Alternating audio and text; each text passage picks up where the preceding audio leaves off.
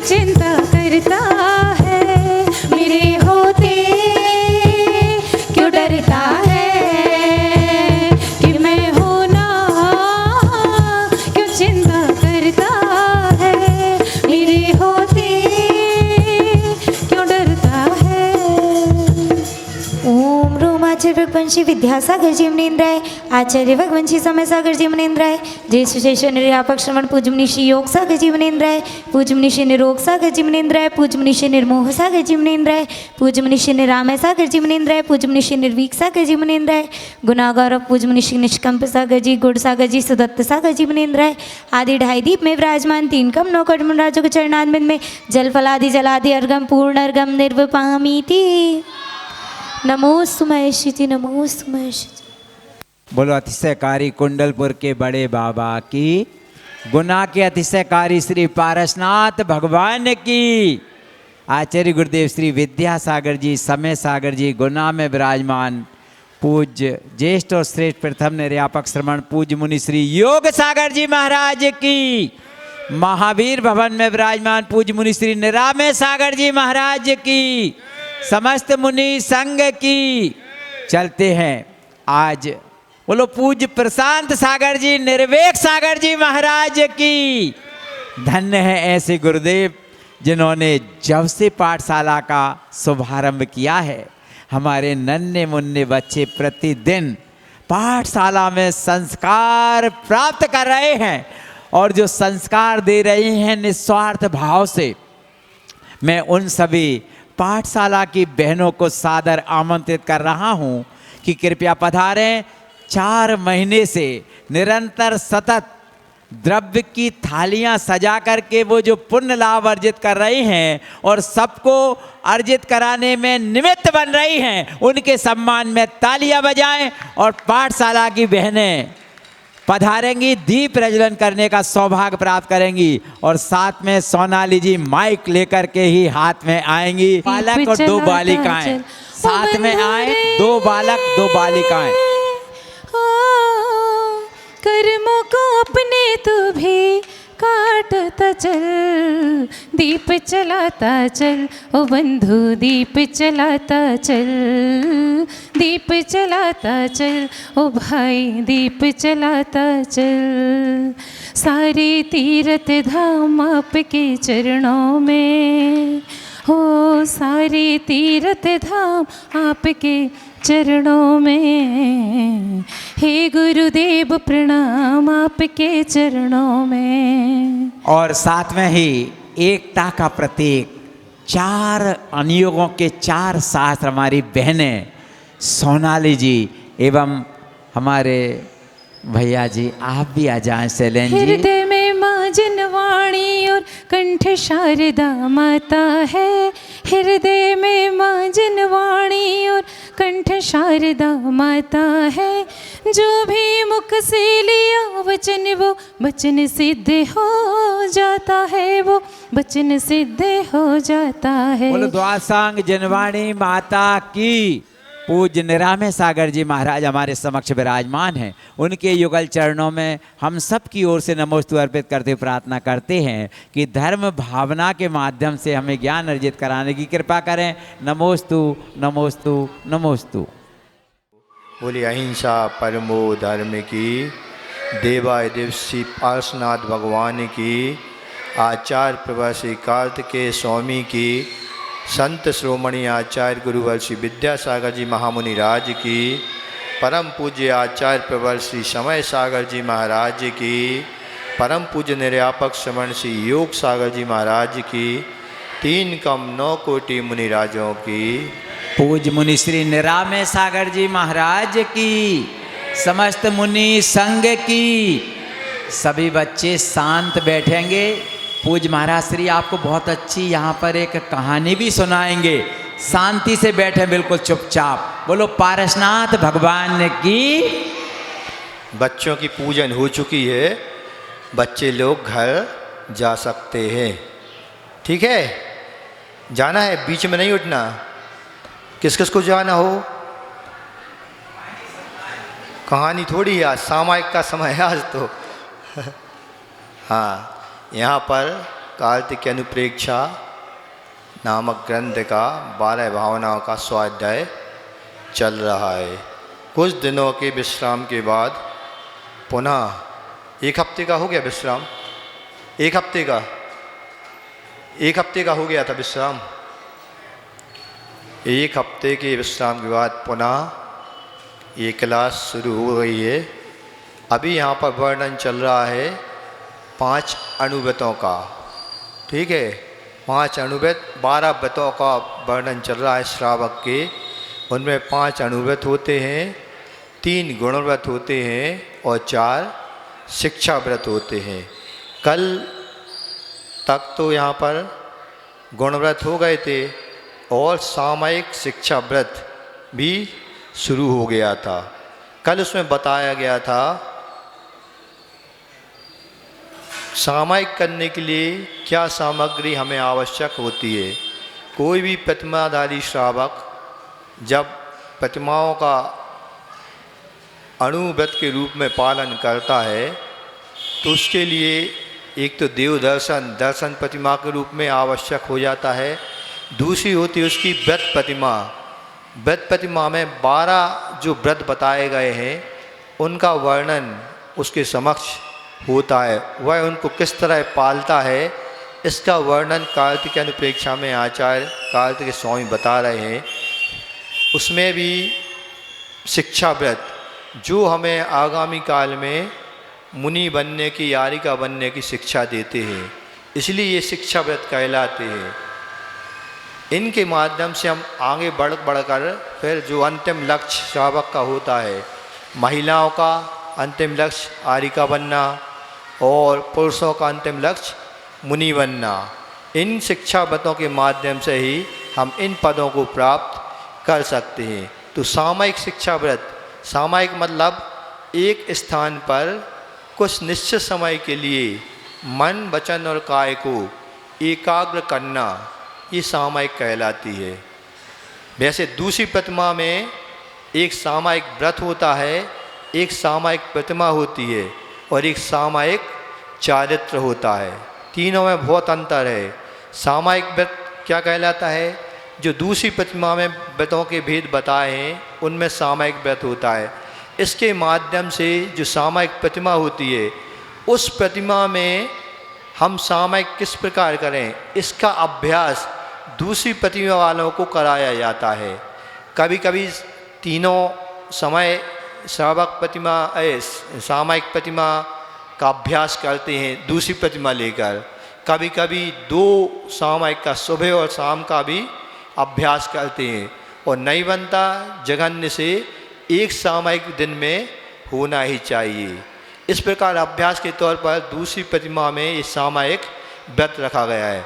सामयिक प्रतिमा क्या कहलाती है? उसमें कंपलसरी हो जाता है 3 संध्या कालों में आपको सामयिक करना ही है और सब काम छोड़ दो। यदि आपका सामयिक का समय हो गया है सबसे पहले सामयिक आपको करना है। ये सामयिक प्रतिमा कहलाती है। सामयिक चारित्र क्या कहलाता है? ये मुनियों का होता है। जो चारित्र होता है ना वो सामयिक चारित्र सभी जो 6ठे गुण स्थान वाली मुनियों से लेकर के 9वें गुण स्थान वाली तक मुनियों का सामयिक चारित्र होता है। ये भी तीनों समय सामयिक करते हैं और 24 घंटे इनका चारित्र जो होता है वो सामयिक चारित्र कहलाता है। जो चर्या इनकी करते हैं वो सामयिक चारित्र कहलाती है। अब यहाँ पर आचार्य महाराज कह रहे हैं शिक्षा व्रत में सामयिक के रूप में, सामग्री के रूप में क्षेत्र, काल, आसन, विलय, मन शुद्धि, वचन शुद्धि और काय शुद्धि, ये 7 बातें इस सामयिक व्रत में जानने योग्य हैं। ये कल की गाथा में सब संक्षेप से इनका वर्णन इन्होंने कर दिया था। अब इनमें से क्षेत्र क्या, किस प्रकार का क्षेत्र होना चाहिए, ये आज की गाथा में ये 5 गाथाओं के माध्यम से इन सब सामग्री को आचार्य महाराज यहाँ पर बता रहे हैं। एक बार गाथा का उच्चारण कर लें। जत न कलयल सद्दो बहुजन संगठनम न जत तथि जत न दंसा दिया इस पसत्तो हवे देशो। यहाँ पर कहा जा रहा है यत्र ना कल कल शब्द, जहाँ पर आवाज़ ना हो, कल कल की आवाज़। जैसे अपन यहाँ पर स्वाध्याय कर रहे हैं, आपके यहाँ बहनों की आवाज़ प्रति समय, उनके हारने की आवाज़ आती रहती है। अब किसी को यहाँ पर सामायिक के लिए बैठा दिया जाए, उसका मन लगेगा? कभी नहीं लगेगा। ठीक है, ये कहता है कल कल शब्द जहाँ पर ना होता हो। दूसरा यहाँ विशेषण कौन सा दिया है? बहुजन संगठनम न जत्तति, बहुजन संगठनम न यत्र अस्ति। बहुजन, बहुत लोगों की भीड़ भाड़ ना हो ऐसे स्थान पर। तीसरा यहाँ पर क्या दिया है? जत्थ न दंसा दिया, यत्र न दंसादिका ईशा प्रशस्त भवे देशा। और क्या कहा जा रहा है यहाँ पे? जहाँ पर दंस मशक, मच्छर वगैरह ना हो, मक्खियाँ वगैरह का प्रकोप ना हो, खटमल वगैरह जिस स्थान पर ना हो, दंस मशक आदि लिया है वगैरह ना हो, वह क्षेत्र सामायिक करने के योग्य है। 7 स्थान बताए थे कल की गाथा में, उन पहला स्थान ने बता दिया क्षेत्र। क्षेत्र कैसा होना चाहिए? जहाँ पर आवाज़ ना हो, लोगों की भीड़ भाड़ इकट्ठी ना हो, और मच्छर वगैरह का प्रकोप जहाँ पर ना हो। अब देखें अपन सामायिक हम लोग करते हैं, सामायिक का सबसे पहले समय हम लोगों का फिक्स है, लेकिन अभी यहाँ पर किसका वर्णन चल रहा है? श्रावक के अणुव्रतों का, 12 व्रतों का वर्णन यहाँ पर चल रहा है। पहली तो इनने शर्त लग दी कि यदि जो प्रतिमा दूसरी प्रतिमा का धारक श्रावक है, उसके लिए कम से कम एक सामायिक करना दिन भर 24 घंटे में आवश्यक है। ठीक है, अति उत्तम हो कि वो तीनों कर ले, लेकिन आप लोगों का व्यापार रहता है, घर के काम काज रहते हैं, आप 3 सामायिक बड़ी मुश्किल से कर पाएंगे। उन्होंने कहा सुबह शाम की कर लो।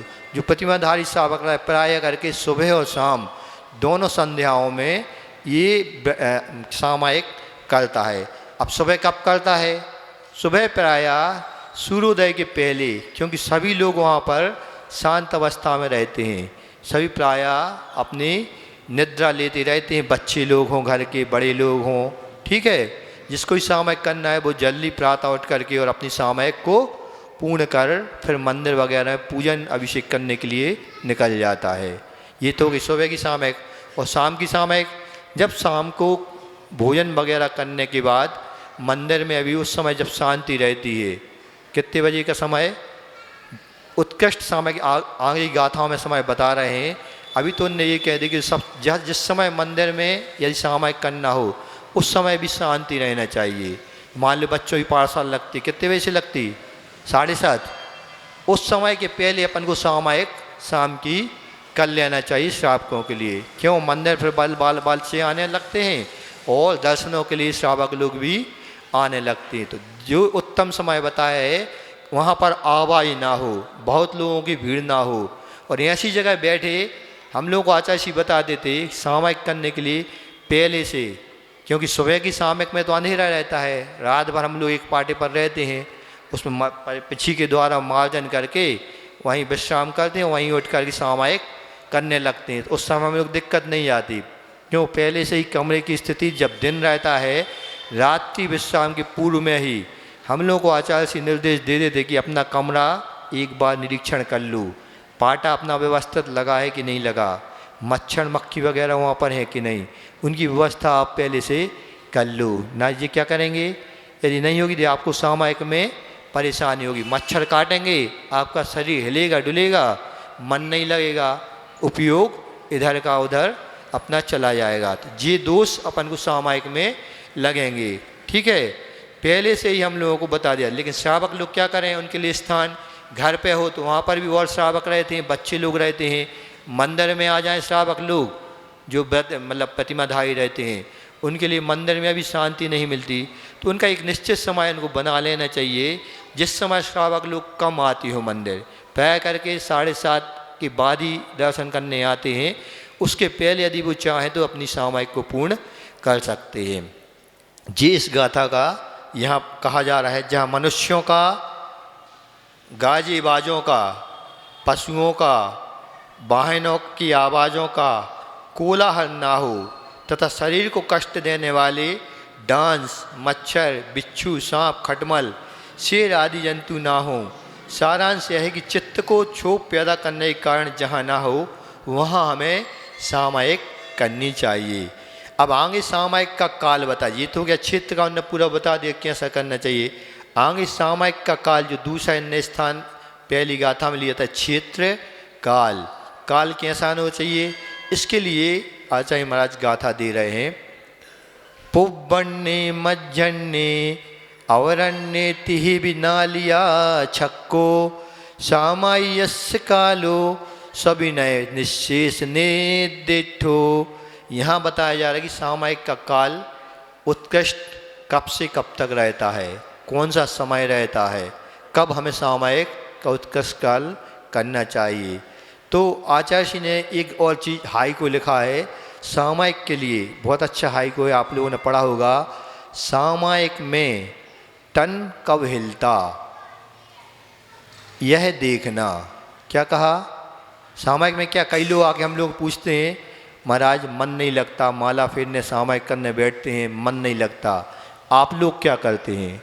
आचार्य ने बहुत अच्छा हाई को दिया, बिल्कुल सिंपल है और साधारण। क्या कहा, सामायिक में जब भी अपन सामायिक करने बैठो सिर्फ ये देखना है कि हमारा तन यानी शरीर हिल रहा है कि डुल रहा है, आसन हमारा एक समान है कि उसमें भी अपन को व्यवधान आ रहा है, सिर्फ ये देखना है।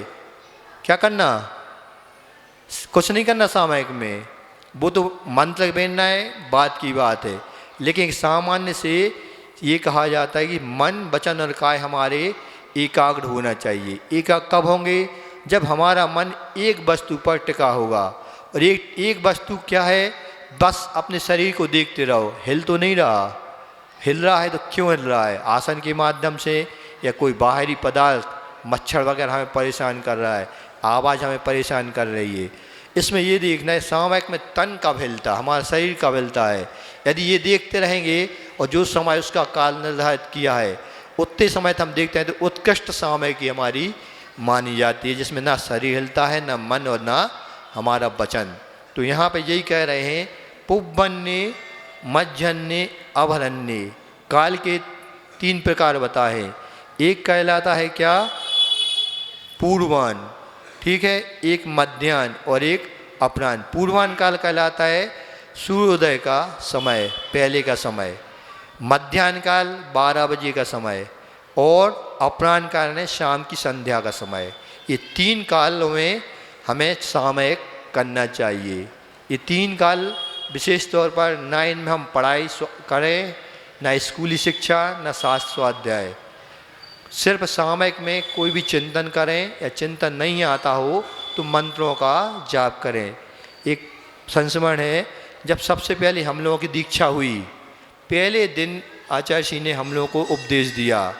किस बारे में, उस समय शास्त्र का ज्ञान तो हम लोगों को था नहीं, मूलाचार हम लोगों ने पढ़ा नहीं था, और कैसी चर्या हम लोगों की होती है इसके बारे में आचार्य जी ने हम लोगों को पहले से भी जानकारी नहीं दी कि ब्रह्मचर्य अवस्था में जानकारी दी दी हो, ऐसा भी कुछ नहीं था।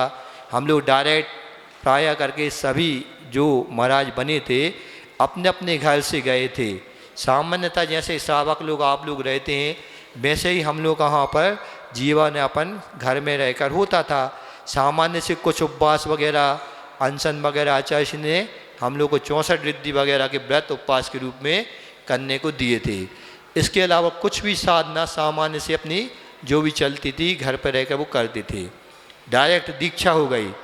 पहले दिन ही आचार्य जी ने कहा कि आप लोगों को अभी मूलाचार तो पढ़ाना नहीं है, उसके पहले आचार्य ने कि अपन को क्या करना है, आपकी चर्या क्या होना चाहिए। तो उनने बताया सबसे पहले अपन को सामायिक का ध्यान रखना है। सामायिक में उन्होंने बताया कि हमें करना क्या है। उन्होंने स्वयं हम लोगों को सामने बैठा कर बताया कि सबसे पहले आसन सिद्ध होना चाहिए। सामायिक में आसन समझ गए, पर्यंक आसन है, सुखासन है, अर्ध पर्यंक आसन है, जो अपन सामान्य से आसन बैठते जिसमें जिसको भी रुचि हो या जिसमें जिसकी अपन को तकलीफ ना हो वो कहलाता है सुखासन। पर्यंकासन क्या कहलाता है, पद्मासन। और अर्ध पर्यंका ने एक पैर ऊपर और एक पैर अपना नीचे, जी अर्ध पर्यंकासन। सबसे सुविधाजनक ये आसन अपना माना जाता, एक पैर ऊपर और एक पैर नीचे।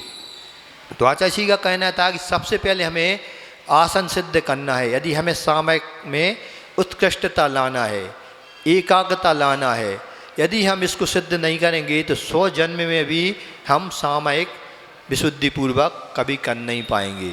उन आचार्य जी ने स्वयं हम लोगों को बताया कि आसन कैसे लगाया जाता है।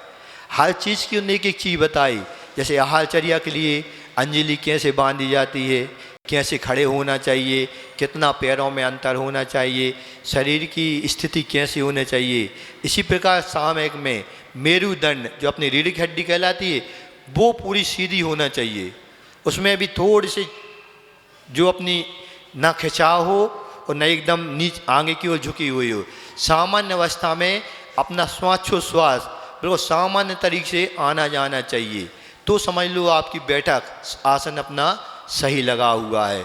इस प्रकार हमें उन लोगों को हर समय पे जब तक स्वाध्याय शुरू नहीं होता था, आचार्य जी छोटी छोटी बातों को भी हम लोग को दीक्षा के समय बता दिया करते थे। तो उन्होंने कहा कि सामयिक एक तो हो गया क्या, आसन सिद्ध होना, यदि जब तक ये सिद्ध नहीं होगा हम अपनी सामयिक को शुद्ध नहीं कर पाएंगे। दूसरी चीज़ ने बताई अब सामयिक में करें क्या, मान लो आसन सिद्ध हो गया, अपन एक स्थिति में बैठने अपन तो बन गया, फिर क्या करें। तो उन्होंने कहा सबसे अच्छा है आलम्बन लो मंत्रों का, ठीक है। मंत्रों क्या, उन्होंने कहा पंच नमस्कार मंत्र सबसे श्रेष्ठ मंत्र माना गया है, अनादि निधन मंत्र है णमोकार मंत्र। उसमें क्या करना, पहले कुछ नहीं करना, बस बिना होने डले एक माला ले लो या हाथों की माला बना करके 5 मालापन को फेरना है, तो आपकी एक सामयिक कैसी हो जाएगी, पूर्ण मानी जाएगी। 5 माला भी कैसे, नमोकार मंत्र की जो एक माला कम से कम 10 मिनट जिस एक माला में लगे, लगते हैं किसी को 10 मिनट, इधर तो 5 मिनट 7 मिनट लगते हैं। तो वो कहते नहीं, मान लो आपको सामयिक करते हैं मैं झपकी भी आ रही है तो झपकी ले लो, अच्छी बात है, लेकिन यदि आधी माला आपकी हो रही झपकी आ गई तो वो माला आपको पुनः शुरू करना है। जब तक शुद्ध 5 मालाएँ आपकी ना हो जाएं तब तक आपको सामयिक से उठना नहीं है। क्या कहा, सामयिक से उठना नहीं है। ये तो हुई मंत्रों की बात। तीसरी चीज़ उन्होंने क्या बताई, यदि आपका शास्त्र स्वाध्याय है, किसी भी श्लोक गाथा को लेकर के उसका चिंतन यदि आपको करना है तो आप ये भी सामयिक में कर सकते हैं।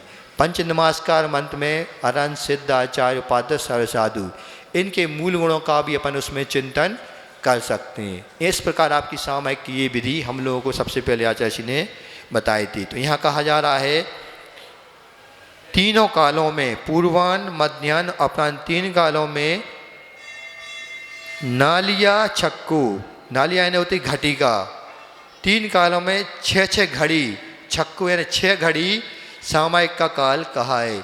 जी अभी ने कहा है कि विनय संयुक्त गणधर देववादी ने पूर्वान्न मध्याह्न अपराह्न 3 कालों में 6 घड़ी सामयिक का काल कहा है।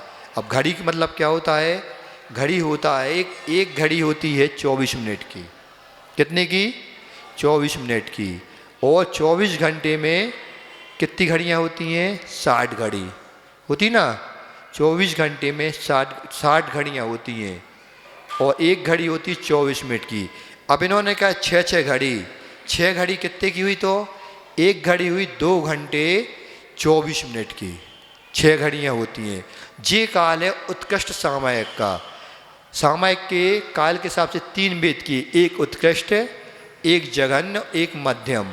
जघन्य उत्कृष्ट, जघन्य सामयिक में आएगी काल कितना, 2 घड़ी का यानी 48 मिनट का, ठीक है। और मध्यम में मतलब 6 घड़ी और 2 घड़ी के बीच का जितना काल है वो मध्यम में आएगा। मतलब वैसे तो अपन को 1.5 घंटे का माना गया है मध्यम सामयिक, उत्कृष्ट से 2 घंटे 24 मिनट, जघन्य से 48 मिनट और मध्यम से 1 घंटे 30 मिनट। इस प्रकार 3 भेद इन्होंने आचार्यों ने इनके गढ़े, तो 6 घड़ी ये हो गई। अब जैसे जी कह रहे हैं सूर्योदय होने से पहले 3 घड़ी और सूर्योदय से लेकर 3 घड़ी, इस तरह 6 घड़ी तक जो प्रभात समय में यानी पूर्वाह्न में सामयिक हमें करनी चाहिए। कोई किसी ने मान लो उत्कृष्ट सामयिक का नियम ले लिया, कई लोग लेते हैं दिन में 3 सामयिक उत्कृष्ट करेंगे या 2 सामयिक उत्कृष्ट करेंगे या फिर 1 सामयिक कम से कम उत्कृष्ट करेंगे, जिसकी जैसी यथा योग शक्ति हो क्षमता हो। प्रायः करके आचार्य कहते हैं अपने श्रावकों को 48 मिनट की 1 सामयिक तो करना ही चाहिए। तो ये कह रहे सूर्योदय से लेकर सूर्योदय के पहले 3 घड़ी, 3 घड़ी मतलब 24-24 की 3 घड़ी 72 मिनट, ये सूर्योदय के पहले अपनी बड़ी यदि सामयिक करना है तो शुरू हो जाना चाहिए, और सूर्योदय निकलने के पश्चात 3 घड़ी 72 मिनट। इस प्रकार अपने कम से कम ये कितना समय बैठेगा, सुबह अपना ये बैठेगा सूर्योदय का समय मतलब 5 बजे से लगभग अपन को सामयिक शुरू करनी पड़ेगी 7 साढ़े 7 बजे तक, ये अपना सुबह का। और शाम का अपना माना जाएगा वही 5 बजे से पहले शुरू करके और 7 बजे तक। जी अपनी उत्कृष्ट सामयिक के लिए समय की ये घड़ी बताई गई है। इसी प्रकार मध्याह्न में दिन के मध्य में दूसरे पहर की अंतिम 3 घड़ी। अब पहर कितने होते हैं, एक पहर कितने घंटे का होता है, 3 घंटे का एक पहर होता है। 24 घंटे में 8 पहर होते हैं। जिस जानकारी आजकल स्कूल में नहीं दी जाती, आजकल में तो क्या करते हैं मिनट सेकंड और घंटे, बस आवर, 3 चीज़ों की। लेकिन घड़ी ये आगम पद्धति की बताई गई। प्रहर होता है 3 घंटे का। ये एक फिल्म में शो चलती ना, एक फिल्म कितने की होती, 3 घंटे की होती ना, एक पिक्चर होती ना। और एक घड़ी का एक सीरियल होता है कम से कम 48 मिनट का, इतना ही का होता 30 मिनट का। अच्छा, मतलब एक घड़ी मान ले 24 मिनट की, उसमें एडवर्टाइज भी आ जाती होंगी। अच्छा, तो एक घड़ी का एक सीरियल और एक मूवी एक प्रहर की, ऐसी होती ना कम से कम। तो ये कह रहे हैं कि दिन के मध्य में दूसरे पहर पहला पहर शुरू होता है सुबह 6 बजे से, सूर्योदय से। तो 3 घंटे का 6 से 9 एक पहर हो गया 3 घंटे का, और 9 से 12 2 पहर। तीसरा पहर शुरू होगा अपना ये 12 से 3, और 3 से 6 ये चौथा पहर। यहाँ का है दिन के मध्य में दूसरे पहर की अंतिम 3 घड़ी, मतलब जो दूसरा पहर है अपना 9 से 12 तक का, उसके पहले 3 घड़ी यानी 72 मिनट पहले, और 12 बजे से लेकर तीसरे पहर की शुरू की 3 घड़ी 72 मिनट, मतलब 1:12 तक चलेगी, और 10:48 मिनट से ये सामयिक अपनी शुरू हो जाएगी उत्कृष्ट मध्याह्न की सामयिक। ठीक है, जी हो गई मध्याह्न की। अपराह्न यानी संध्या के समय दिन के चतुर्थ पहर की अंतिम 3 घड़ी चौथा पहर, और रात के पहले पर रात का पहर शाम के 6 बजे से शुरू होगा 5वां पहर 6 से 9 तक, और 9 से 12 तक अंतिम पहर 6वां पहर। इस प्रकार ये शुरू की 3 घड़ी इस तरह, और अंतिम मतलब ये रात के पहले पहर की शुरू की 3 घड़ी और चतुर्थ पहर के 3 घड़ी और रात के पहले पहर के थे। इस प्रकार ये शाम की सामयिक का उत्कृष्ट काल बताया गया है। प्रतिदिन सामयिक 3 बार करनी चाहिए, प्रत्येक बार 6-6 घड़ी करनी चाहिए, यह उत्कृष्ट काल है। इसका ऐसा भी अर्थ लिया जा सकता है कि तीनों कालों में 6 घड़ी तक अपन सामयिक काल करना। 6 घड़ी में कितने सामयिक हो जाएंगे, 6 घड़ी में मतलब 2 घड़ी सुबह की, 2 घड़ी दोपहर की और 2 घड़ी शाम की, यानी 48 मिनट भी जगन्य से भी हम सामयिक कर सकते हैं। ठीक है, ये कई आचार्यों का अलग अलग मत है। कोई कहता है कि 2 घड़ी और कोई कहता है कि 6 घड़ी, ऐसी अपने सामयिक का काल बताए। आगे अब यहाँ कहा जा रहा है कि योग्य काल, योग आसन, योग स्थान, योग मुद्रा, योग आवर्त, योग नमस्कार आदि को जानकर विनय पूर्वक निर्दोष किति कर्म हमें करना चाहिए। ऐसा किसने कहा है, सामयिक कालो सविनय निश्चित निर्दिष्टो, यह निर्देश हमें किसने किया है, विनय पूर्वक जिन्होंने इनका पालन किया। ऐसे गणधर आदि देवों ने, गणधर आदि जो आचार्य परमेष्ठी हुए हैं, जिनके निर्देश से हमें सामयिक बताई जा रही है, उनके लिए क्या बताए? योग्य काल, योग आसन, योग स्थान, योग मुद्रा। अब मुद्रा क्या होती है? मुद्रा क्या होती है? मुद्राएं जो होती है अपन हाथों के हिसाब से अपन चलते हैं। कई लोग ज्ञान मुद्रा बना लेते हैं उसमें, कई लोग अपन को कई प्रकार की मुद्राएं होती हैं। एक होती है शांति मुद्रा। आचार्य जी सबसे ज़्यादा कहते हैं कि जब भी अपन कोई भी पाठ करो, स्वाध्याय का जो अपन आमनाय स्वाध्याय कर देना, भक्ताम्बर जी का पाठ है या हम लोग के बताए प्रतिक्रमण करना है, स्वयं भी पढ़ना है, सामायिक पाठ पढ़ना है, सबसे अच्छा कहते एक शांत मुद्रा होती है। शांत मुद्रा, शांत मुद्रा दोनों अपने सीना के बीच में दोनों हाथों को इस प्रकार जोड़कर और कमल के एकदम ना फुला करके और ना एकदम चिपका करके दोनों हाथों को सामान्य से जोड़ना और यहाँ छाती में दोनों हाथों का स्पर्श हो या ना हो, ये मुद्रा कहलाती शांत। इसको अपन कितने ही घंटे कर सकते हैं, आपके शरीर में एकदम शांति का अनुभव इससे मिलता है। अच्छा, ये हम लोग कहते हैं यदि पाठ आठ करो, इस मुद्रा का हम लोग को उपयोग करना चाहिए। सामायिक के लिए सबसे अच्छी मुद्रा मानी गई है ज्ञान मुद्रा। उंगली और पहली अंगूठे का उंगली का स्पर्श करके तीनों उंगलियों को सीधा रख करके और दोनों अपने इन घुटनों पर रख करके यदि हम सामायिक करेंगे, अति उत्तम इस सामायिक की मुद्रा मानी गई है। इसको क्या कहते हैं? ज्ञान मुद्रा इसको कहा जाता है। योग मुद्रा होना चाहिए। योग आवर्त, आवर्त क्या कहलाता है? जब भी हम सामायिक करते हैं उसके पहले आवर्त किए जाते हैं। चारों दिशाओं में जितने भी क्षेत्र बताए गए यथा योग, पहले प्राग दिशा यानी पूर्व दिशा में खड़े होकर के 9 बार कायोच्चर करके और 3 आवर्त सिरोन्नति करके एक बार बैठ करके पहले उस जितने भी जिन चैत्यालय वगैरह हैं उन चैत्यालय को अपने स्थान से सिरोन्नति यानी गौ मुद्रा में बैठ करके गवासन से एक सिरोन्नति देकर यानी सिर को झुका करके आवर्त करते हैं। पहले हो गए पूर्व दिशा में, फिर खड़े होकर के दक्षिण दिशा में अपन सभी जितने जिन चैत्यालय हैं उनको नमस्कार करते हैं। फिर पश्चिम दिशा में मुड़ कर के नमस्कार करते हैं। फिर उत्तर दिशा में नमस्कार करके फिर सिरोन्नति एक करते हैं, यानी बैठ करके गवासन के द्वारा और भगवानों को उनके चैतन्यों को नमस्कार कहते हैं। ये कहलाती आवर्त। जो भी सामायिक करता है या जो सामायिक प्रतिमाधारी होता है उसको ये क्रियाएं अवश्य बताई गई हैं, सामायिक करने के पूर्व में और सामायिक करने के बाद में। ये हम लोगों के कृति कर्म कहलाते हैं, मुनिराजों के या प्रतिमाधारियों को ये आवश्यक में आते हैं।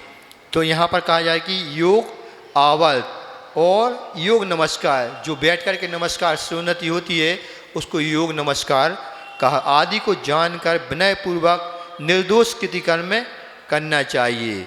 अब आगे इसमें एक चीज़ और आई थी, ये 12 आवर्त 12 होते हैं और सिरोन्नति 4 होती हैं। कि 2 करेंगे अपन सामायिक के पूर्व में और 2 सिरोन्नति अपन बैठ करते हैं सामायिक के बाद में। तो ये 4 सिरोन्नति यहाँ पर संख्या में दी गई है। अब और क्या सामग्री होती है सामायिक के लिए? अच्छा, इसमें एक चीज़ और आई है इसकी टीका में कि जे तो हो गई सामायिक की व्यवस्था।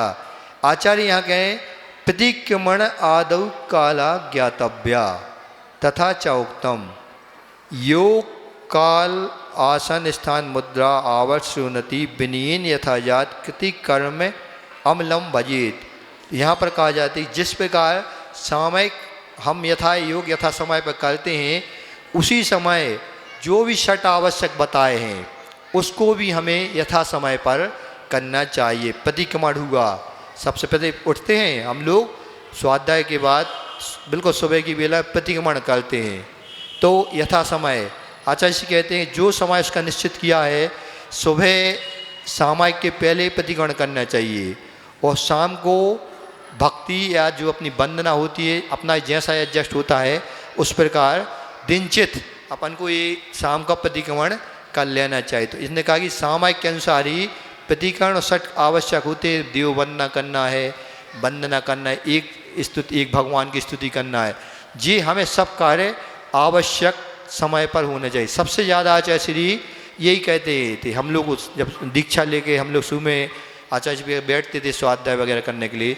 सबसे पहले आचार्य यही शिक्षा देते थे अभी हमें स्वाध्याय का ज्ञान है नहीं आप लोगों को, इसलिए सिर्फ आवश्यकों पर विशेष ध्यान देना है। आवश्यक में हमें कोई भी दोष लगना नहीं चाहिए। यथा समय, यथा योग, यथा आवश्यक आपको करना है। तो ये इसमें विशेष इनने पंक्ति दी है। इस प्रकार जिस प्रकार सामयिक वगैरह के लिए काल निश्चित किया है, उसी प्रकार प्रतिक्रमण आदि अन्य आवश्यक भी हमें समय यथा योग समय पर करना चाहिए। अब और क्या सामग्री सामयिक व्रत के लिए उपस्थित होती है, इसके लिए अगली 3 गाथाएं यहाँ पर बताई जा रही हैं। एक साथ इन तीनों गाथाओं का उच्चारण हम कर लेते पहले।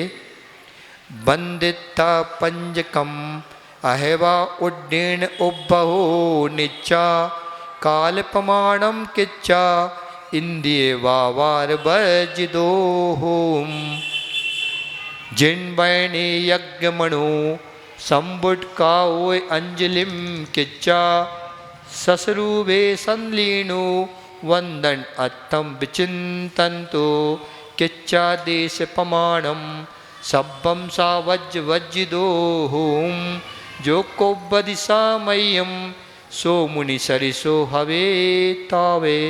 3 गाथाओं के माध्यम से आचार्य महाराज और क्या सामग्री यहाँ पर उपस्थित होती है। पर्यंक आसन, वंदिता पंजकम, पर्यंक आसन को बांधकर अथवा सीधा खड़े होकर एक खड्गासन से या बैठ करके, ये 2 मुद्राएं इतने आसन बताए हैं। पर्यंक आसन को बांधकर यानी पर्यंक आसन लगा। पर्यंक आसन क्या होता है, कई लोगों में कई आचरण भेद है। कोई अर्ध आसन को पर्यंकासन बोलते हैं, कोई पद्मासन को पर्यंकासन बोलते हैं। आचार्य जी कहते हैं कि सबसे अच्छा ये है सुखासन लगा लो। सुखासन मतलब जिस भी श्रावक को जिस आसन में बैठने में सुविधा हो, वो हिल डुल ना सके, वो कहलाता है सुखासन। आचार्य श्री तो अधिकांश अर्ध पद्मासन बैठ करके सामयिक हम लोग को बताते और वो स्वयं ही उसमें बैठकर करते थे। पर्यंक आसन को बांधकर अथवा सुखासन को बांधकर अथवा सीधा खड़े होकर काल का प्रमाण करके, काल अपन ने बता ही दिया है कितने काल हमें सामयिक करना। उत्कृष्ट करना है तो 2.5 घंटे लगभग, मध्यम करना है तो 1.5 घंटे, और जघन्य से करना है तो 50 मिनट या 48 मिनट, 1 घंटे भी प्रायः अपन लोग करते हैं। और इंद्रियों के व्यापार को छोड़ने के लिए जिन वचन में मन को एकाग्र करके, काय को संकोच करके और हाथ की अंजलि करके अपने स्वरूप में लीन हुआ अथवा वंदना पाठ के अर्थ का चिंतन करता हुआ छेद का प्रमाण करके और समस्त सावध योग को छोड़कर जो श्रावक सामयिक करता है वह उस समय मुनि के समान कहा गया है। क्या कहा गया है? जो इस प्रकार की सामग्री के उपस्थित होने पर सामयिक करता है तो वो कैसा कहलाता है? उस समय उत्त स्थिति के लिए सामयिक का काल मुनियों के समान उसका माना गया है। क्यों? मुनियों के लिए भी सामयिक में क्या मन वचन काय को एकाग्र करना कहा गया है, और वही अवस्था श्रावकों के लिए बताई गई है। सुदर्शन सेठ का नाम सुना? किसने बच्चों ने सुना? ये बच्चे बातें कर रहे, कहानी सुनना कि नहीं? सुदर्शन सेठ थे एक सुदर्शन सेठ, वो अणुव्रतों का पालन करते थे और उनकी चर्या भी बिल्कुल शुद्ध श्रावक के, उत्कृष्ट श्रावक के समान होती थी। प्रति अष्टमी और चतुर्दशी के वो दिन सामयिक करने के लिए कहाँ जाते थे? शमशान जाते थे एकांतवास, और रात में जाते थे और दिन भर वहाँ पर 24 घंटे प्रायः 12 घंटे 24 घंटे की सामयिक करते थे। श्रावक होते हुए थे वो वहाँ पर जाते थे और शमशान में, जहाँ पर शमशान घाट में शवों को जलाया जाता है, वहाँ पर प्रति अष्टमी और चतुर्दशी को निर्वस्त्र होकर वस्त्रों को उतार करके दिगंबर मुद्रा में सामयिक किया करते थे और मन एकाग्र होकर के किसी भी प्रकार को उनको भय नहीं लगता था। तुम लोग जाओगे तो भाव लगे रात में शमशान घाट जाने का? दिन रात में कैसा लगता है? गई कभी? गौशाला गई? गौशाला नहीं गई? रात में अभी विधान होगा फिर देखना वहाँ पर रात में सबकी ड्यूटी लगा देंगे, लगेगी ना ड्यूटी, श्री जी रहेंगे, उनकी सुरक्षा अपन को करना पड़ेगी। इस बार सब बच्चों की ड्यूटी वहाँ पर लगवा देंगे। देखना रात में कितना आनंद आता है, कैसी कैसी आवाज़ वहाँ पर निकलती है। ठीक है, ऐसे ही शमशान घाट में वो सुदर्शन सेठ ध्यान करते थे, सामायिक करते थे। तो ध्यान में क्या करते थे वो, जो भी उनका स्वाध्याय रहता था या तो उसका चिंतन किया करते थे या फिर पंच नमस्कार मंत्र का उच्चारण वो मन ही मन एकाग्र होकर किया करते थे। ये अपने आत्म तत्व का जो 7 तत्व बताए हैं उनमें से किसी भी एक तत्व का चिंतन किया करते थे। वहाँ पर जो राजा की एक रानी थी, उनको देखकर उन पर मुग्ध हो गई। एक बार उनने अपनी दासी को भेजकर और सैनिकों के साथ उनको अपने महल में उठवा लिया। ठीक है, और उनको खूब प्रताड़ना दी। फिर भी वो कह रही थी कि वो रानी कह रही थी कि वो सेठ सुदर्शन हमसे शादी कर ले, और सुदर्शन सेठ राजी हो नहीं रहे थे। तो उनने ऐसा कृत्य किया, अपने महल में उनको उठवा लिया। अब ये बात जब सुदर्शन सेठ नहीं माना तो उनने दोषारोपण करके और वहाँ पर राजा को बुलवा लिया। राजा भी रानी की बात को सच मानता है और उनको प्राण दंड देता है। किसको? सेठ सुदर्शन को प्राण दंड देता है। बोलता है कि तलवार के द्वारा सैनिकों से आदेश देता है कि इसका सिर खंडन कर दिया जाए। जब जैसे ही सैनिक लोग उनको मारने के लिए तलवार उठाते हैं, वो फूलों की माला बन जाती है और गले में उसके पहुंच जाती है। राजा ये देखकर आश्चर्यचकित होता है कि ये क्या हो गया।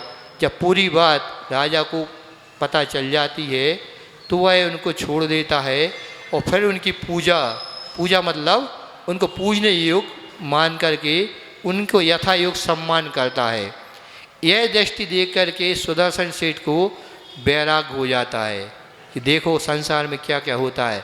मैं तो सामायिक कर रहा था शांति से और रानी के माध्यम से ऐसा कुकृत्य हमारे साथ किया गया। उसको इतना वैराग्य हो जाता है, वह घर ना जाकर फिर कहाँ चला जाता है, जंगल में जाकर मुनिराज के सामने मुनि दीक्षा को अंगीकार कर लेता है। इतना उसका विश्वास जब भी सामायिक व्रत में आता है तो इसका नाम सबसे पहले सुदर्शन सेठ का आता है। एकाग्र होने पर भी कितना रानी ने उसको प्रताड़ित किया, लेकिन वो अपने मन से सामायिक से ध्यान से एकाग्र चित्त क्या हुआ नहीं, उसको व्यग्र नहीं कर पाए। तो इस प्रकार यहाँ पे सामग्री बता रहे हैं। सामायिक करने से पहले प्रथम तो समस्त सावध सभी पाप पूर्ण जो हमारे क्रियाकलाप रहते हैं, आरंभ रसारंभ रहता है, उनका त्याग किया जाता है। उस पाप पूर्ण जो व्यापार रहता है उसका त्याग करना चाहिए। फिर किसी एकांत स्थान में, अब स्थान में क्या हो सकता है, श्रावकों के लिए हम लोगों के तो जो हम लोग संत निवास होता है उसमें ही प्राय पहले के मुनिराज जंगलों में रहते थे तो ऐसा आसन लगाते थे 4-4 महीने के ही उत्कृष्ट सामायिक, सीधे ना आहार के लिए उठना न चलने फिरने के लिए कहीं जाना। तो 4 महीने का सीधा वो योग लगाते थे, आतापन योग वगैरह। तो उनमें सीधे स्थापना की तिथि शुरू होती थी और निष्ठापन की तिथि पर उनका योग समाप्त होता था। ऐसी लंबी सामयिक उनकी 4-4 महीने 6-6 महीने 1-1 साल। बाहुबली भगवान ने कितने साल का लगाया था योग? 1 साल का लगाया था कि नहीं? ऐसे अपन भी चाहें तो छोटी छोटी सामयिक करके अपन भी एक दिन इस अवस्था तक पहुंच सकते हैं। दीदी है बच्चों को बात बताया करो आसन लगाना पाठशाला में। जब भी अपन बैठालते हैं क्रम से एक लाइन में बच्चों को बिठाल करके और कहो कि एक आसन में बैठे। धीरे धीरे इनकी आदत अभी से बनती जाएगी, बाद में जे भी अच्छी बड़ी उत्कृष्ट सहायक सामायिक करेंगे। तो यहाँ कहा जा रहा है इसी प्रकार क्षेत्र चैत्यालय में, एकांत में जाकर चैत्यालय में, वन में, पर्वत की गुफा में, खाली मकान में, विमोचित आवास जो कहलाता है, अथवा शमशान में जहाँ मन में क्षोभ उत्पन्न करने के कारण ना हो, यहाँ जाकर क्षेत्र की मर्यादा करें कि मैं इतने क्षेत्र में ठहरूंगा। इसके बाद या तो पर्यंकासन लगाएं अथवा बाएं पैर का दाएं पैर रखकर बैठे या कायु सर से खड़े होकर की सामायिक करें। काल की मर्यादा कर लें कि मैं एक घड़ी, एक मुहूर्त, एक पहर, मुहूर्त कितने का होता है? एक मुहूर्त होता है 48 मिनट का, ठीक है। उससे कम यदि एक मुहूर्त में एक समय भी कम है, उसको अंतर मुहूर्त या भिन्न मुहूर्त कहा जाता है, ठीक है।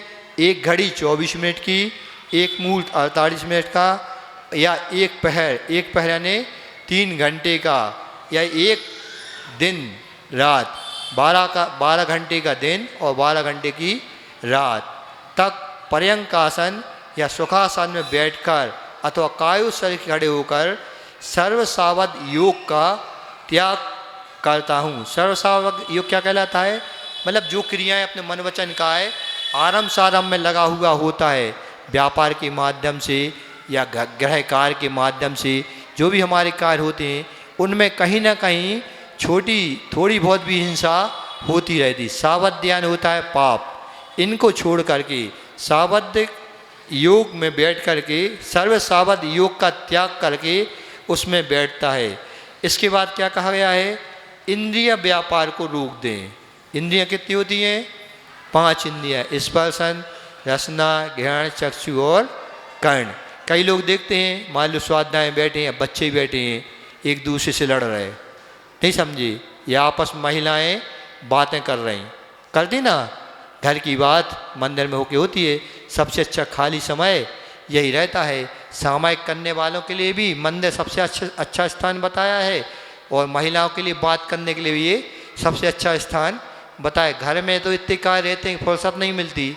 या फिर आजकल क्या हो गया है, मोबाइल के माध्यम से अपनी सहेलियों से, रिश्तेदारों से बहुत कितने घंटे होती है। उत्कृष्ट जो सामायिक का काल होता है 2.5 घंटे, सुना है ऐसा 2.5 घंटे तक की बात होती रहती है। वो कितने मग्न होते हैं बताओ सामायिक में। ये भी उनकी एक प्रकार सामायिक है। गृहस्थों की सामायिक किसी प्रकार की होती है? नहीं होती। कम से कम 48 मिनट तो आज तक करते ही होते बात फ़ोन में। जब भी फ़ोन एक बार मोबाइल शुरू होता है इससे कम समय में तो शायद ये बंद होता है कि नहीं? देख सब शांत बैठे हैं, मतलब हम सही कह रहे, जांच पड़ताल हमारी सही है बिल्कुल, ठीक है। तो इंद्रिय व्यापार को अपन सबसे पहले रोकना है सामायिक के लिए। ना आँखें हमारी कैसी होना चाहिए? नासा दृष्टि। नासा दृष्टि तो आप लोगों की नहीं हो पाएगी, हम लोगों की भी नहीं हो पाई थी। सो आचार्य जी ने एक बहुत अच्छा हम लोग को उपाय बताया था। हर छोटी छोटी चीज़ आचार्य जी को हम लोगों को शुरू में बता देते।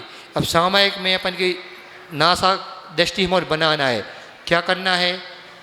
तो वे कहते हैं जिस पार्टी पर आप लोग बैठते हो उसके 2 कोने वाले, एक ये कोना है और एक यहाँ कोना है, इतना 3 फुट या 4 फुट का रहता था पाटा अपना तखत। कहते जिस तखत पे आप लोग बैठते हो दोनों आँखों से वो दोनों कोनों को देखो, एक दृष्टि इधर एक दृष्टि इधर, बस ऐसे ऐसे चलाते रहो। ये आपकी नासा दृष्टि मानी जाएगी। ऐसा करेंगे तो अपनी आँख की दृष्टि कहीं और नहीं जा पाएगी, क्योंकि सबसे ज़्यादा बेकार हमारी दृष्टि के माध्यम से उत्पन्न होते हैं, ठीक है। चंचलपना यदि सामायिक में आएगी तो आँखों की दृष्टि से मान लो आँखों को बंद कर दिया तो क्या करोगे? अपन कहाँ पहुँच जाते हैं? स्वर्ग लोक में पहुँच जाते हैं। अच्छी निद्रा लेना है बस सामायिक करने बैठ जाओ, होती है कि नहीं? उसी समय सबसे अच्छी नींद आती, निद्रा देवी उसी समय सबके ऊपर प्रसन्न होती है। जब भी कहो सामायिक का समय आ गया, आप लोगों के लिए नहीं, हम लोग अपने लिए बता रहे हैं। जब भी खास तौर पर जो दोपहर की सामायिक होती है मध्याह्न की सबसे ज़्यादा कष्टदायक होती है। क्यों? भोजन के द्वारा अपना पेट भरा हुआ होता है और भोजन प्रमाद का कारण बनता है। शुरू के 10-15 मिनट तो हम लोग को ऐसा प्रमाद आता है, झूमने लगते हैं। एक बार एक सुनिए, हमने भी एक ऐसा संस्मरण, एक महाराज जी बहुत अच्छी सामायिक कर रहे थे। अब उनकी आकृति सीधे सिर नीचे तक जाता था। अब 12 बजे कोई श्रावक दर्शन करने आया होगा, अब उसने देखा महाराज जी को कुछ हो गया है, ऊपर से नीचे ऐसे महाराज जी हिल रहे हैं। वो पूछता है महाराज जी बाद में, महाराज जी आपको कोई देव आ गए थे क्या, कि देवी आ गई थी? आप तो पूरे बिल्कुल 180 डिग्री का आपका कोण बन रहा था। महाराज जी समझ गए कि हमें क्या हो रहा था। वो प्रभाव रहता है किसका? भोजन का, प्रमाद का। इसके लिए आचार्य श्री भी यही कहते थे कि यदि अपनी सामयिक में प्रमाद झपकी आ गई, आप पुनः फिर से सामयिक शुरू करिए। तो ये इंद्रियों को अपन को बस में करना है, तो आचार्य श्री एक चीज़ और कहते कि भोजन को आप नियंत्रित करिए। यदि सामयिक को अपन को बिल्कुल शुद्ध करना है, दोष ना लगें, इसलिए नियंत्रित भोजन लेके आइए। ऐसे भोजन को लीजिए जिससे प्रमाद उत्पन्न ना होता हो। अति मात्रा में भी हमें भोजन नहीं लेना चाहिए, ठीक है। ये कहलाते इंद्रियों का व्यापार को रोकना। स्पर्शन रसन जी 4 प्रकार की। और कई लोग क्या करते हैं आजकल सामयिक कैसी होने लगी, कोई टेप रिकॉर्डर या ऐसे संगीत चालू कर देते हैं और बैठ जाते सामयिक करने। पूरा ध्यान कहाँ रहता है, उस संगीत की ओर रहता है, उसमें क्या कहा जा रहा है। कई लोग प्रवचन शुरू कर देते हैं। ये भी एक प्रकार सामयिक के दोषों में आता है, ठीक है। सामयिक के दोषों में भी माला से भी अपन सामयिक कर रहे हैं, तो वो भी एक प्रकार से अवलंबन लेना दोष बताया गया है। जब आचार्य श्री हम लोग को अंतिम समय में मूलाचार पढ़ा रहे थे चंद्रगिरी में, तो मूलाचार के समय जब ये कायुस्वर के दोष बता रहे थे आचार्य श्री, तो उसमें उस समय आया कि माला का जो अपन आलम्बन लेते हैं, ये भी इस प्रकार 32 दोष होते हैं इस कायुस्वर के। उसमें उन्होंने एक दोष बताया कि माला, उस समय आचार्य श्री माला से सामयिक करते थे, माला फिर करके सामयिक करते। जब उसने उस दिन वो पढ़ा, उस दिन वह उनकी अंतिम माला से सामयिक थी। ये चतुर्मास के अंतिम समय में जब वो मूलाचार हम लोगों का चल रहा था, उस समय मतलब दीपावली के 4-5 दिन पहले की बात है, ऐसा मुझे स्मरण है। उस समय तक वो माला से सामयिक करते थे। उसके बाद उनने कभी फिर माला से सामयिक नहीं की। जैसे उनने पढ़ा कि ये दोष है कायुस्वर का, ध्यान अवस्था का, सामयिक का, उसी समय से उनने उस माला का त्याग कर दिया था। तो ये हो गया स्पर्शन इंद्रिय, चक्षु इंद्रिय का हो गया, घ्राण का। ऐसे स्थान पर ना बैठें जहाँ मान लो भोजन वगैरह बन रहा हो, अच्छी सुगंधी आती हो, इससे भी हमारी सामयिक में खलल उत्पन्न हो सकता है। स्पर्श हो गया, स्पर्श मान लो भीड़ भाड़ है, अपन बैठ गए, आना जाना लगा हुआ है, किसी का पैर लग गया धोखे से, शराब का लोगों का, आप भी शराबक हैं, वो भी। मंदिर में कई जगह ऐसे स्थान रहते मान लो सामयिक करने बैठ गए, उसी समय पता चले पूजन का समय है या शाम के बच्चों का दर्शनों का समय है, आना जाना है, दरवाजे के बीच में बैठ गए, क्या होगा, स्पर्श होता जाएगा, वो भी हमारे सामयिक में दोष माना जाता है। जी होगा इंद्रिय व्यापार संबंधी, इन व्यापार को रोक करके हमें सामयिक में बैठना चाहिए। और इनके विषय, स्पर्श के विषय, स्पर्श रस गंध वर्ण ये अपन ने बता दिए। और जिनेन्द्र देव के द्वारा कहे हुए जीवादि तत्वों में से किसी एक तत्व का स्वरूप का चिंतन करते हुए मन को एकाग्र करें। 7 तत्व होते हैं, जीव अजीब, आश्रव, बंध, संबल, निद्रा और मोक्ष। इनमें से किसी भी एक तत्व को ले लें, इन पे अपना बहुत जल्दी मन एकाग्र हो जाता है। और राजा श्री जी कहते थे सबसे अच्छा तत्वार्थ सूत्र यदि अपन को याद है, उसका कोई भी सूत्र ले लें, बीच में से भी ले सकते, उसका यदि अपन चिंतन करते हैं तो आपको मालूम भी नहीं चलेगा आपकी 48 मिनट एक समय आपकी कब पूरी हो गई, ठीक है। दूसरी चीज़ आचार्य जी कहते थे जिसको रमुकार मन में मान लो उसमें मन नहीं लग रहा, तो 5 जो व्रत होते हैं अणुव्रत, इनके जो तत्वार्थ सूत्र में 5-5 भावनाएं बताई गई हैं, उन 5-5 भावनाओं की माला भी आचार्य जी को हम लोग प्रायश्चित के रूप में देते थे। एक माला में कम से कम उस भावना में कम से कम 15 मिनट लगते हैं। 5 व्रतों की 5 मालाएं में अपने आप कितने 1 घंटा की सामयिक अपने आप हो जाती थी। ये हो गए अपने इस प्रकार जो मन को एकाग्र करने के जीवादि तत्वों का चिंतन करें। अपने अंगोपांग को निश्चल रखें। अंगोपांग मतलब जो अपने हाथ पैर की उंगलियां हैं।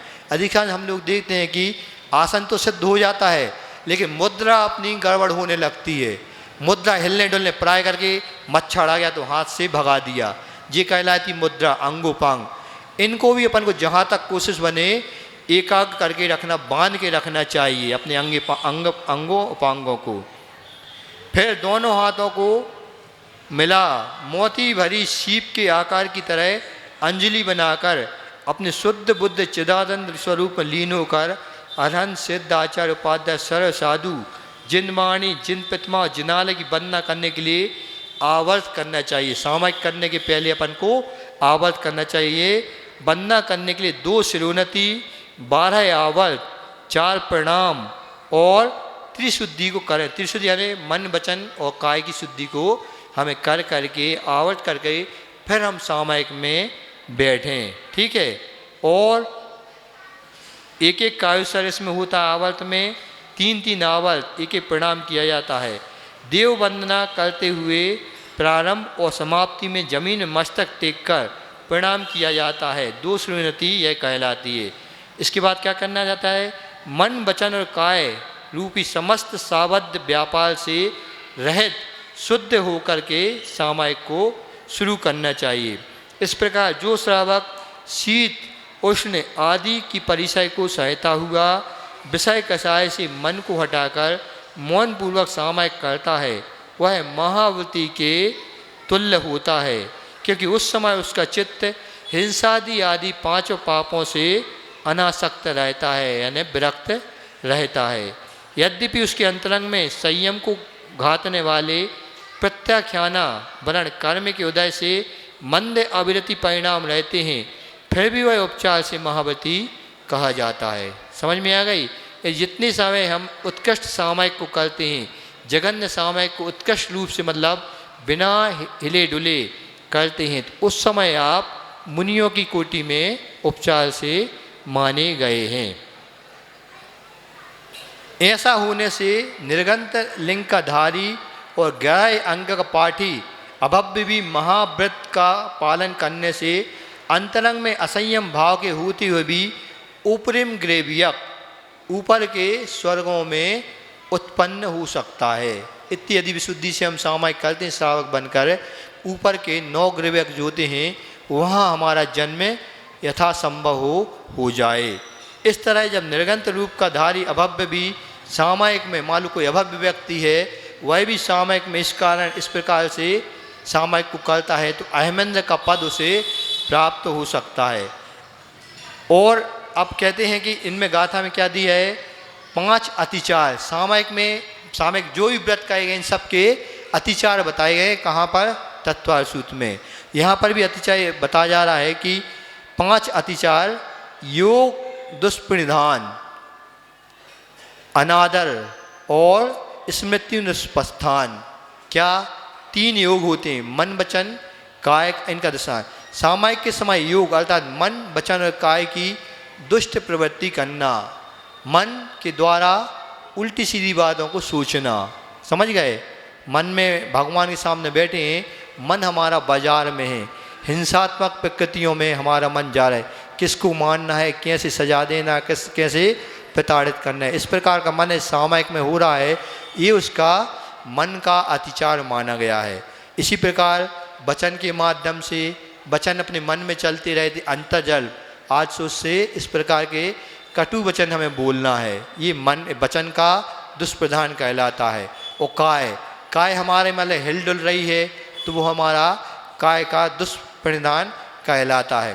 तो इस प्रकार मन वचन और काय जी दुष्प्रधान हो गए। उसके बाद वचन का इन्होंने दिया है मंत्रों को जल्दी जल्दी बोलना। मान लो मंत्र के द्वारा अपन सामायिक को कर रहे हैं, नमोकार बोल रहे हैं, पता जी 2-3 मिनट में ही आजकल सामायिक एक कायुसर हो जाता है, एक माला हो जाती है 4-5 मिनट में। ये भी इतनी जल्दी हो नहीं सकती। जो दोष लगा है वो अतिचार में चला जाएगा। मंत्र को जल्दी जल्दी बोलना जिससे मंत्र का उच्चारण अस्पष्ट और अर्ध शून्य प्रतीत हुए, वह वचन दुष्प्रधान कहलाता है। ठीक है। सामायिक करते हुए सामायिक में उत्साहित ना होना, मतलब अरे अब सामायिक में बहुत थके हुए हैं, सामायिक में मन नहीं लग रहा, लेट लतीफ़ कर दी, नहीं समझी, ये अनादर कहलाता है। अनादर भी एक प्रकार से अतिचार में आता है। सामायिक के व्रतों में ये अनादर का होना, उत्साह ना होना, ये अनादर का भाव रखना अनादर नाम का चौथा अतिचार है। फिर 5वां कौन सा बताया है? विस्मरण होना, अर्थात यह भूल जाना कि मैंने आज सामायिक की कि नहीं की, और की तो कितने समय की, जल्दी उठ गया, देर से बैठा था और जल्दी उठ गया, यथा समय नहीं बैठा।